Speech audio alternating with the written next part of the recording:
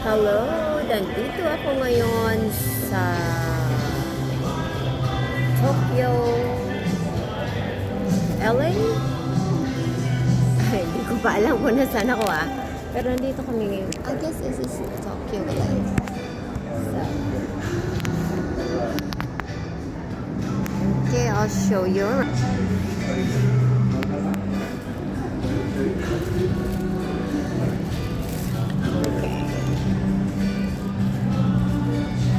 Yung mga anak ko kasi may binili sila.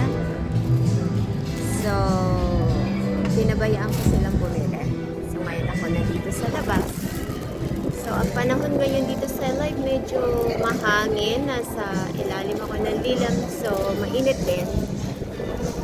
Mga tao, hindi masyadong maraming tao. Pero kaganina doon sa kabila, ang dami. So, yun yung parang short update. Dito, okay po.